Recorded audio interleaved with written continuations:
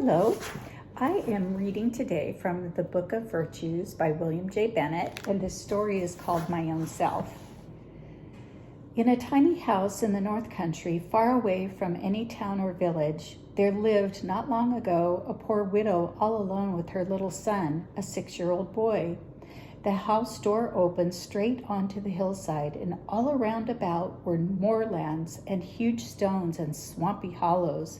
Never a house nor a sign of life wherever you might look, for their nearest neighbors were the fairies in the glen below and the will-o'-the-wisps in the long grass along the pathside.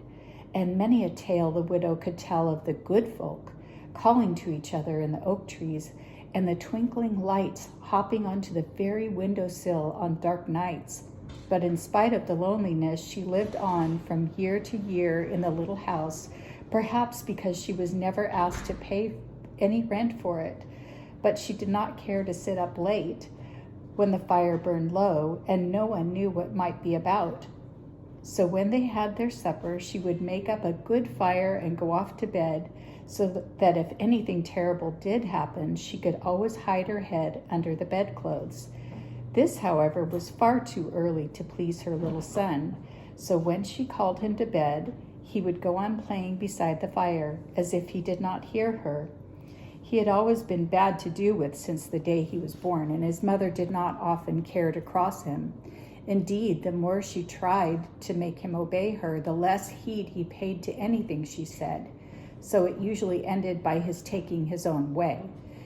But one night, just at the fore end of winter, the widow could not make up her mind to go off to bed and leave him playing by the fireside, for the wind was tugging at the door and rattling the window panes, and well she knew that on such a night fairies and such like were bound to be out and about and bent on mischief.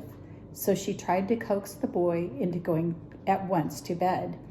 "It's safest to bide in bed on such a night as this," she said. But no, he wouldn't go. Then she threatened to give him the stick, but it was no use. The more she begged and scolded, the more he shook his head. And when at last she lost patience and cried that the fairies would surely come and fetch him away, he only laughed and said he wished they would, for he would like one to play with. At that, his mother burst into tears and went off to bed in despair, certain that after such words something dreadful would happen, while her naughty little son sat on his stool by the fire, not at all put out by her crying. But he had not long been sitting there alone when he heard a fluttering sound near him in the chimney.